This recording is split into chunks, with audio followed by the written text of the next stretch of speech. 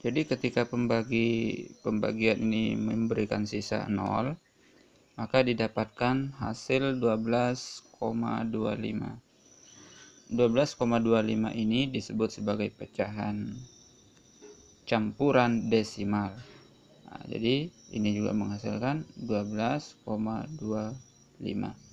Ini disebut sebagai campuran desimal. Pak Guru ulangi, ketika pembagiannya sampai di 4, sisa 4 tidak dapat dibagi lagi, maka kita dapat menulis sebagai 12 4/16. Ini disebut sebagai campuran biasa, sedangkan jika diteruskan sampai sisanya 0, maka menjadi campuran desimal, atau kita sebut sebagai pecahan desimal saja. Oke, kita lihat contoh yang kedua ya. Contoh yang kedua, misalkan 453 dibagi dengan 25. Oke. 45 paling sedikit dia bisa dapat 1. Karena kalau 2 kali 25 kan 50, kurang dari 50. Berarti dapat 1. 1 kali 25, 25. Turun 20. 20 tidak dapat membagi 5, tidak dapat membagi 25. Maka kita turunkan 3. 3 dari sini.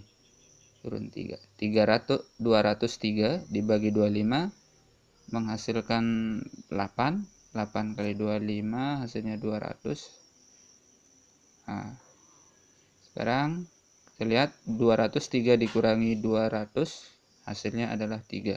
Sampai di sini kita memperoleh pecahan campuran biasa, yaitu hasilnya 18, kemudian sisanya 3, lalu penyebutnya 25.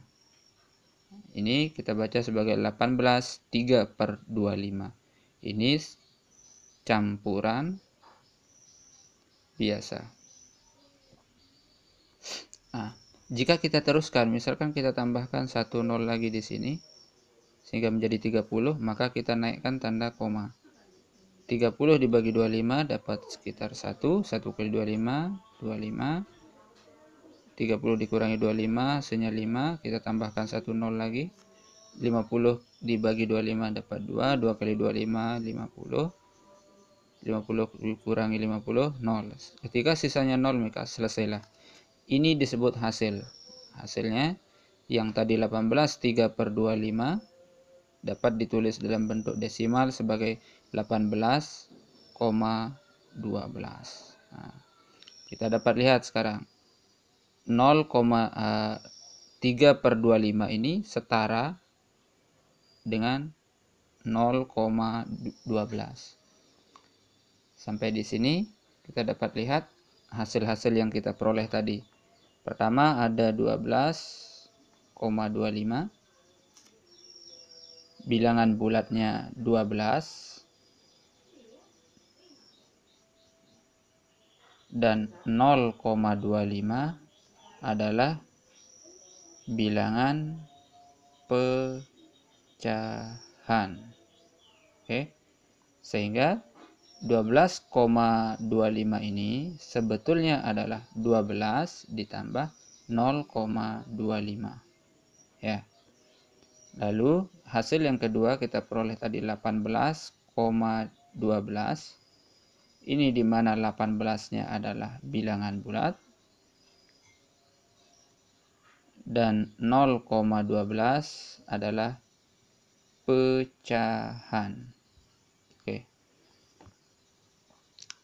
Sekarang kita lihat hal yang berikutnya, yaitu tentang tempat desimal.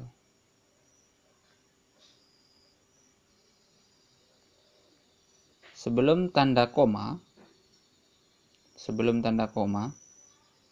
misalkan ada A, B, C. Sebelum tanda koma yaitu A, ini sebelum. Nah, setelah tanda koma yaitu BC, ini setelah ya. Setelah tanda koma. Ini sebelum tanda koma. tempat desimal adalah ukuran pecahan, di mana satu tempat pecahan artinya ada satu angka setelah tanda koma.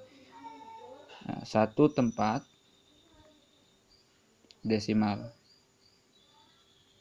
artinya ada satu angka setelah tanda koma, misalkan 2,3. 2,3 ini dimana pecahannya satu tempat setelah tanda koma. Contoh kedua, 2 tempat desimal. 2 tempat desimal. Contohnya seperti 3,17. Ini memiliki 2 tempat desimal. Penulisan pecahan 2 tempat desimal. Nah, bagaimana dengan 5,721? Ini 3 tempat desimal.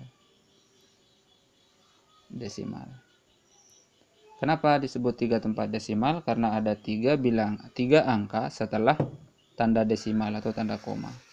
Jadi kalau ada A,PQR, ini PQRS misalkan, ini 4 tempat desimal. Nah, sekarang bagaimana jika 2,753142? Berapa tempat desimal? 1, 2, 3, 4, 5, 6. Ini 6 tempat desimal.